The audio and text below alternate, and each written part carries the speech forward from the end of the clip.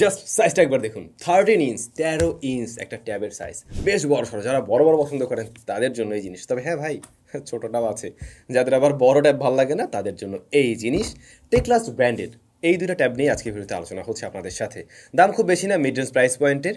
টেকলাস্টের tab নিয়ে বোধহয় আরও একবার আমরা রিভিউ দিয়েছিলাম, এবং বাংলাদেশ মার্কেটে কিন্তু অফিসিয়াল ওয়ারেন্টি সহ আপনারা পেয়ে যাচ্ছেন।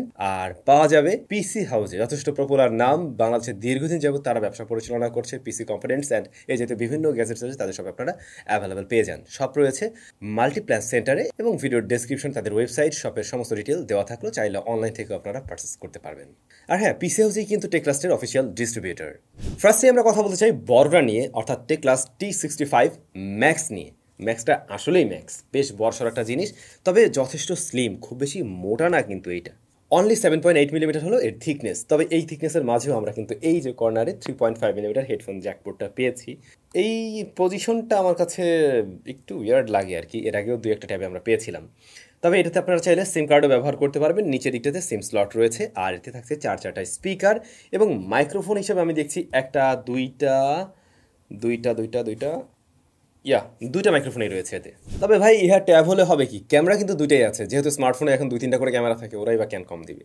ইউনিবডি ডিজাইনের এর ব্যাকপার্ট, যা মেটালে তৈরি, অর্থাৎ অ্যালয় দিয়ে তৈরি। অ্যালুমিনিয়াম হওয়াতে অবশ্যই এই ট্যাবটা হাতে নিয়ে আপনারা একটা প্রিমিয়াম ফিল পাবেন, এবং শক্তপোক্ত বেশ ভালোই হয়েছে তাতে। তবে বেশ বড় সড়ো জিনিস হাত থেকে পড়ে গেলে অবশ্যই ডিসপ্লেটা ফেটে যাওয়ার পসিবিলিটি আছে। ডিসপ্লে সাইজ 12.95 ইঞ্চ, মানে 13 ইঞ্চই বলতে পারেন। যথেষ্ট বড় সড়ো একটা ডিসপ্লে, এবং এইটার রেজলিউশন হলো 1920x1200। সাইজ অনুযায়ী রেজলিউশনটা একটু কম মনে হতে পারে। ইভেন যখন কিনা আপনি একদম কাছ থেকে দেখবেন তখন আপনার কাছে মনে হবে হ্যাঁ, শার্পনেস একটু কম মনে হয় বা রেজলিউশন একটা ঘাটতি মনে হয়। বাট এইটুকু দূরত্ব থেকে রেখে দেখলে পরে তখন আবার ওই ফিলটা আপনি পাবেন না। আর সত্যি বলতে আপনি যখন মুভি টুভি দেখবেন বা ভিডিও দেখবেন তখন আপনি এইটুকু দূরত্ব রেখেই দেখবেন, কারণ ডিসপ্লেটা অনেক বড়, যথেষ্ট বড় একটা ডিসপ্লে। মুভি যারা দেখবেন তারা আসলেই মজা পাবেন, কারণ এই ডিসপ্লেটা যথেষ্ট কালারফুল, খুবই কালারফুল, ভিভিড টাইপের কালার রিপ্রেজেন্ট করে, এবং ইনডোরের জন্য ব্রাইটনেসও ভালো। বাই দ্য ওয়ে, এটার ব্রাইটনেস হচ্ছে গিয়ে 300 নিটস, যেটা ইনডোরের জন্য ভালো হলেও আউটডোরে আবার স্ট্রাগল করে। যখন আপনি আউটডোরে রোদের ভিতরে বসে হয়তো কোনো কারণে ব্যবহার করা পড়লো, তখন আপনার কাছে মনে হবে এটা বেশ স্ট্রাগল করছে। আর একটু ব্রাইটনেস থাকা উচিত ছিল, যেটার কমতি মনে হয়েছে। আর একটা জায়গায় কমতি মনে হয়েছে, এটা রেগুলার রিফ্রেশ রেটের 60 হার্টস, যে জায়গাটাতে আমি অবশ্যই কমপ্লেন রাখবো। এটা এই যুগে এসে 120 হার্টস অবশ্যই থাকতে পারতো, বা 90 হার্টস অ্যাটলিস্ট থাকতে পারতো। এই প্যানেলটা মূলত একটা incell LCD panel, IPS LCD panel আর কি। সো অবশ্যই অ্যামোলেড বা ওলেডের মতো ব্ল্যাকটা পিওর ব্ল্যাক পাবেন না, বাট এর বাইরে গিয়ে মোটামুটি ঠিকঠাকই আছে। কালারটা একদম 100% একুরেট না হলেও অতিরিক্ত কালারফুল যে এমনও না আর কি। সত্যি বলতে যারা ভিডিও দেখবেন, অনেকেই আছে ট্যাবে ভিডিও টিডিও দেখেন বা মুভি দেখেন, তাদের কাছে এই ডিসপ্লেটা দেখতে ভালো লাগবে। ডিসপ্লের পরে যদি পারফরমেন্স সেকশনে চলে আসি, এই ট্যাবটা রান করছে অ্যান্ড্রয়েড 14-এ, এবং প্রসেসর হিসেবে রয়েছে মিডিয়াটেক হেলিও Z99। আর এই ট্যাবে আপনার স্টোরেজ পেয়ে যাচ্ছেন 256 এবং 8 জিবি র্যাম। 8 জিবি র্যামের সাথে আরও 12 জিবি র্যাম আপনি ভার্চুয়ালি ব্যবহার করতে পারবেন, সব মিলে 20 জিবি দাঁড়ায়, যদিও 8 জিবি কাজের আসলে। এখন যদি জিজ্ঞেস করেন ভাইয়া এই যে প্রাইস পয়েন্ট, অর্থাৎ এইটার দাম কত, দাম হচ্ছে 29,450 টাকা। এই প্রাইস পয়েন্টে কি এর চাইতে আমি বেটার প্রসেসর পেতে পারি? হ্যাঁ, আনঅফিসিয়ালি নিতে গেলে আপনি এর চাইতে বেটার প্রসেসরযুক্ত ট্যাব পেয়ে যাবেন, বাট অফিসিয়াল ওয়ারেন্টি সহ এর চাইতে বেটার প্রসেসরযুক্ত ট্যাব আছে কিনা I am not sure right now. তবে সেগুলোর সাইজ আরও কিছুটা ছোট হবে। এখন সাইজটা অনেকের কাছে ম্যাটার করতেই পারে, তাদের হিসাবটা একটু আলাদা। মিডিয়াটেক হেলিও Z99-এর পারফরমেন্স কেমন ডেফিনেটলি আপনারা খুব ভালোভাবে জানেন। তারপর হয় কি, এক এক কোম্পানির এক এক রকম অপটিমাইজেশন থাকে, সেই জায়গা থেকে এক্সপিরিয়েন্স আলাদা হয়ে থাকে। এটার ক্ষেত্রেও আলাদা ছিল অবশ্যই।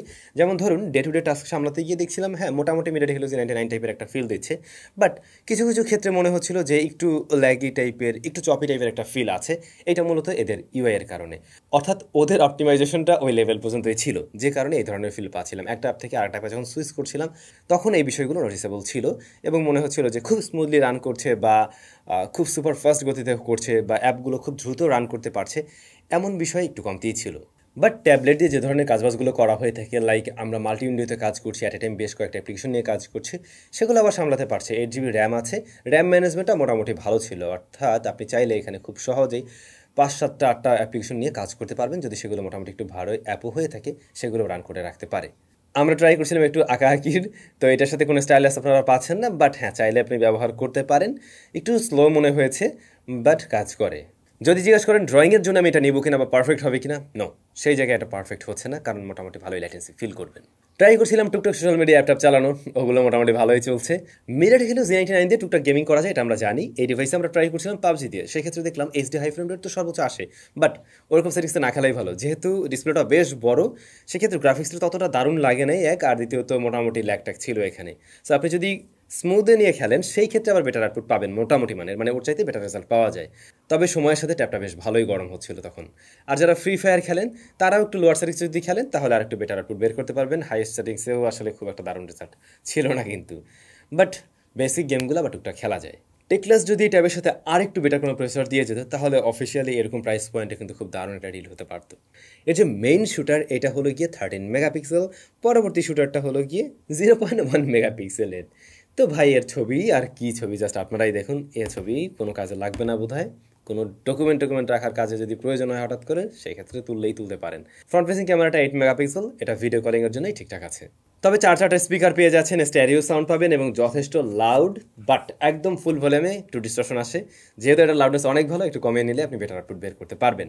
তবে ভাই ব্যাটারিটা বড় সড়ো, 10,000 mAh ব্যাটারি ব্যাকআপ দুর্দান্ত পাবেন, এটা শিওর।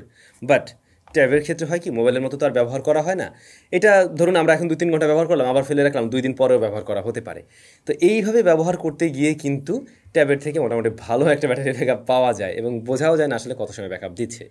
বাট আমাদের কাছে যা মনে হয়, এই ট্যাব আপনি যদি মানে রেগুলারও টুকটাক ব্যবহার করেন, আপনাকে মোটামুটি প্রায় 2.5 থেকে 3 দিনের মতো একটা ব্যাকআপ দেবে, যেটা গুড এনাফ মনে হয়েছে আমাদের কাছে। বাট চার্জারটা একটু ছোটোই হয়ে যায়, এটা আর একটু বড় দেওয়া উচিত ছিল। এই ছিল মোটামুটি টেকলাস্ট T65 Max, যার দাম অনুযায়ী কোন জায়গাগুলোতে ইম্প্রুভমেন্টের সুযোগ ছিল সেটা তো অলরেডি আমি বলেছি। এবার যদি ছোট ভাইয়ের কাছে আসি, এইটার মডেল নেম হলো T50 Plus। T50 Plus-এর দামও কম, কিছু জিনিসে এখানে উন্নয়ন আছে।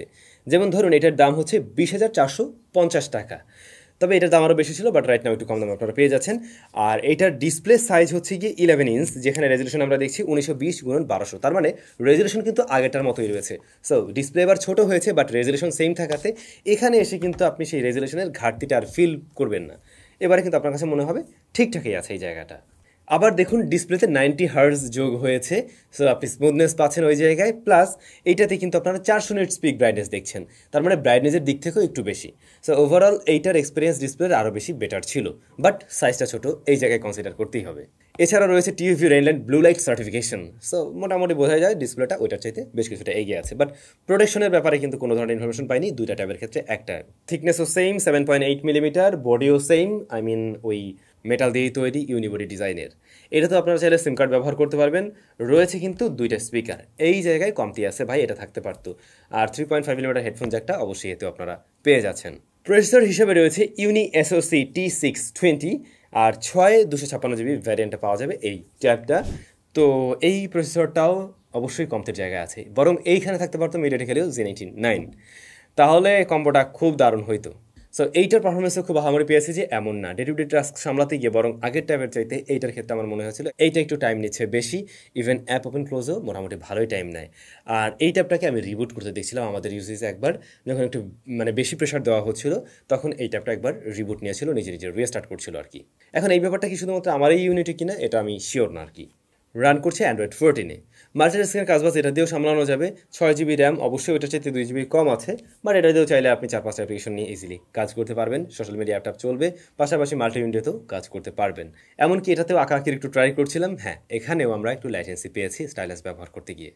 তবে আমি জানি না এই ট্যাবগুলোর জন্য ডেডিকেটেড নিজস্ব কোনো স্টাইলাস আছে কিনা, যদি এই কোম্পানির সেম স্টাইলাস থাকে সেই ক্ষেত্রে বোধহয় ওগুলোর থেকে আরেকটু বেটার আউটপুট বের করা সম্ভব। এই ট্যাব দিয়ে গেমিংয়ের চিন্তা ভাবনা না রাখলেই ভালো, আপনি ওই বেসিক গেমিং খেলতে পারবেন সময় কাটানোর জন্য, দ্যাটস ইট। পারফরমেন্স সেকশনটাতে কমতি আছে, এই জায়গায় উন্নয়নের দরকার ছিল। ক্যামেরা রিয়ারে রয়েছে 2টা সেম সেট আপ, 13, 0.1 এবং front facing camera 8 megapixel. Camera result same টাইপেরই ছিল। ব্যাটারি আছে 8000 mAh এবং এর বক্স আপনার পেয়ে যাচ্ছেন 18 ওয়াটের চার্জার। চার্জারটার ক্ষেত্রে আমি এখানেও বলবো একটু কম, বেশ ভালোই টাইম লাগবে চার্জ করতে। আর ব্যাকআপ এটার ক্ষেত্রে আবার ভালো পাবেন, যেহেতু ডিসপ্লে সাইজটা একটু ছোটো। তো ব্যাকআপের ক্ষেত্রে দুইটার ক্ষেত্রে না অলমোস্ট সিমিলার টাইপেরই মনে হয়েছে আমাদের কাছে, কারণ এটার একদিকে ডিসপ্লে সাইজটাও ছোটো, ব্যাটারিও একটু ছোটো, বাট ওই একই জায়গায় চলে আসে অলমোস্ট। তবে কমতির জায়গা হলো স্পিকার যেহেতু 2টা, এটা লাউডনেসও একটু কম মনে হয়েছে, আর একদম ওই যে সারাউন্ডিং একটা টাইপের সাউন্ড যে আসে ওই ব্যাপারটা একটু কম ফিল পেতে পারেন আর কি। টেকলাস্ট ভালো ট্রাই করছে কম দামের মধ্যে অফিসিয়ালি একটু ডিফারেন্ট কিছু দেওয়ার জন্য, বাট স্টিল কমতির বেশ কিছু জায়গা আমরা পেয়েছি। এই জায়গাগুলোতে ইম্প্রুভমেন্টের অবশ্যই সুযোগ ছিল, বা থাকলে পরে আমাদের জন্য একদম পারফেক্ট কম্বো হয়ে যেত বা প্যাকেজ হয়ে যেত। ইভেন অন্য অফিসিয়াল যে ট্যাবগুলো রয়েছে সেগুলোর সাথে বেশ ভালোভাবে কম্পিটিশন দিতে পারতো। তো যাই হোক, আপনাদের কাছে এই দুইটা ট্যাবের মধ্যে কোনটা বেশি ভালো লাগছে কমেন্ট করে জানাবেন, এবং আপনাদের মতামত জানাতেও ভুলবেন না। সবাই ভালো থাকবেন, সুস্থ থাকবেন।